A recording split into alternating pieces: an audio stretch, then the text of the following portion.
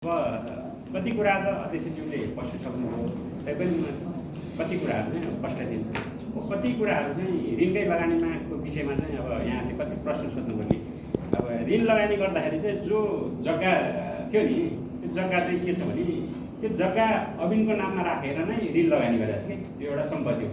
घरको माथि अफिसको सम्पत्तिको कुरा गर्नुभयो कि त्यो अफिसको सम्पत्ति उसको डिपोजिट केही पैसा थियो, उसलाई नै ल अहिलेको लागि चाहिँ तिमी राखिराख भनेर उसलाई चाहिँ धितो स्वरूप राखेको सम्पत्ति हो। त्यो चाहिँ हामीले उसको बराबरको चाहिँ डिपोजिट पैसाहरू फिर्ता दिइसकेपछि त्यो चाहिँ पाउँछौँ। जस्तो त्यसको मूल्य चाहिँ अहिले हजुरको कति छ भने 3.5 करोड, उसलाई पैसा दिनुपर्ने 80 लाख रुपियाँ पैसा छ, उसँग आएर यहाँ हाम्रो छलफल पनि भइसक्यो। त्यस्तै सम्पत्ति चाहिँ हाम्रो जस्तो ऋण लगानी गरेर सम्पत्ति चाहिँ अविनको नाममा छ। कोही ऋण तिर्छु भनेर आयो भने त त्यो सम्पत्ति दिनु पऱ्यो नि त। हजुरले भन्नु होला कि त्यो सम्पत्ति अविनको निजी सम्पत्ति हो भनेर भन्नु होला, तर त्यो निजी सम्पत्ति होइन कि ऋण लगानी गरेको सम्पत्ति हो। यहाँ पनि हजुरको चाहिँ निर्णय पनि भएर आएको छ। अनि अर्को कुरा गाडीको कुरा गर्नु, गाडी चाहिँ 4वटा गाडी चाहिँ सञ्चालनमा थियो।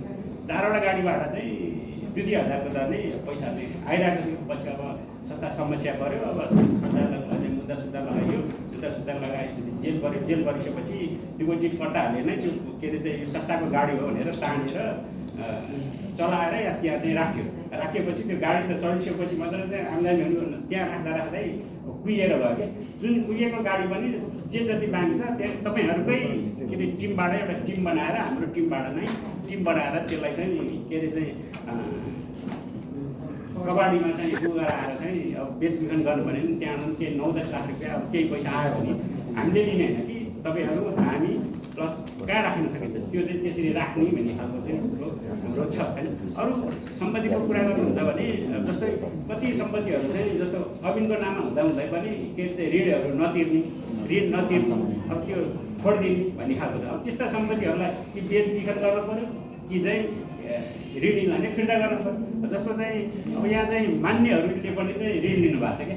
मान्यहरू हुनुहुन्छ, अब हजुरलाई त्यहाँ हेर्न सक्नुहुन्छ के चाहिँ अहिले चाहिँ प्रतिनिधि सभा सांसद हुनुहुन्छ, उहाँलेसम्म ऋण नतिरेको अवस्था छ। उहाँहरूलाई चाहिँ ऋण के नतिरेको अवस्थामा उहाँहरूलाई पनि चाहिँ हामीले चाहिँ पत्र काटेर या चाहिँ बोलाएर कसरी हुन्छ चाहिँ ऋण सिन तिर्न लगाउनु पऱ्यो। त्यहाँबाट तिरेको ऋण सिनबाट चाहिँ के कति पैसा जम्मा हुन्छ अनि त्यही अनुसारको चाहिँ हामीलाई चाहिँ बाँड्ने काम कुरोमा चाहिँ हामी लाग्नु पऱ्यो भन्ने खालको कुरा छ। यति नै हो मेरो कुरा होइन। केही कुरा छ भने हजुरले पछि कुरा उहाँले राख्नु भएको छ। अलिअलि हाम्रो प्रतिवेदनको कुरा पनि गएँ। हाम्रो प्रतिवेदनमा चाहिँ करिब 30 करोड रुपियाँ चाहिँ त्यति बेलाको ब्याज सहित गरेर चाहिँ 30 करोड रुपियाँ फिर्ता दिनुपर्छ भन्ने प्रतिवेदन छ। हामीले तयार गरेको